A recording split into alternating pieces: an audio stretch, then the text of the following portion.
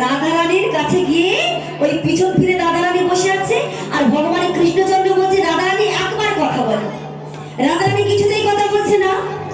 এবার অবশেষে ভগবান কৃষ্ণচন্দ্র কি করছে, যেন গিরি ধসে পড়েছে, গিরি ধসে পড়েছে, গিরি ধসে পড়েছে, যেন গিরি ধসে পড়েছে, বামগিরি চরণে গিরি ধসে পড়েছে, বামগিরি চরণেতে গিরি ধসে পড়েছে, বামগিরি চরণে গিরি ধসে পড়েছে,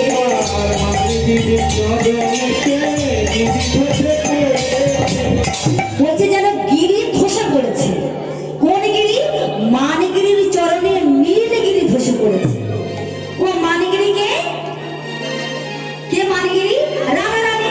আর নীলগিরিকে কৃষ্ণচন্দ্র। ওই মানগিরির চরণে যে মান করেছে তাকে বলছে মানগিরি।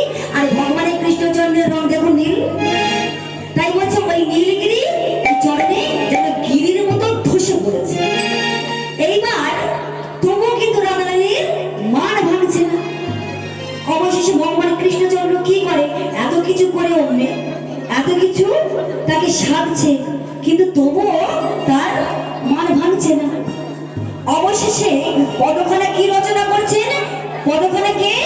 এই পদটা যিনি রচনা করেছেন তার নাম হচ্ছে জয়দেব গোস্বামী। সরবরল খণ্ডনা নব শিরসি মণ্ডনা দেহি পদ পল্লবা।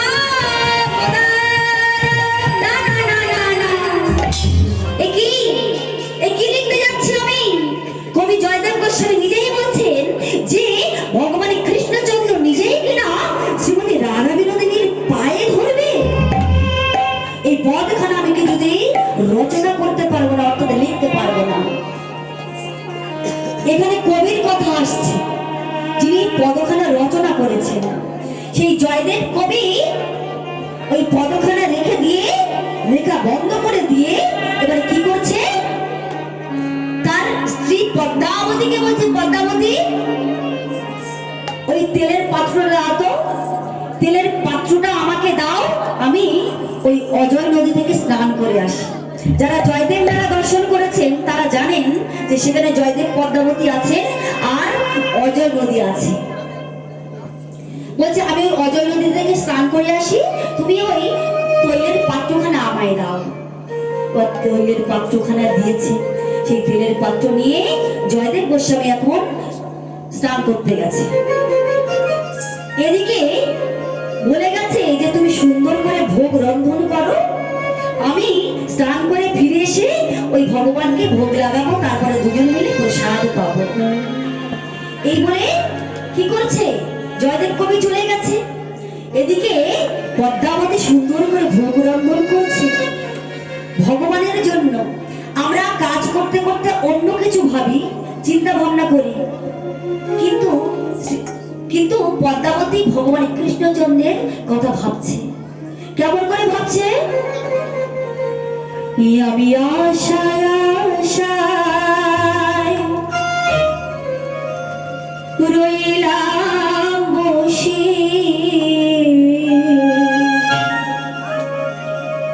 আমার আশা পুরো হলো না,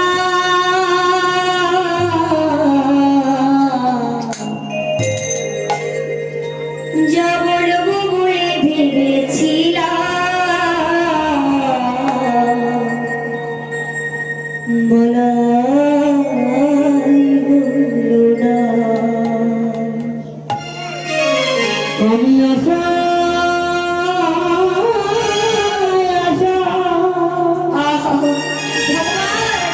আমি তোমার আশায় বসে আছি,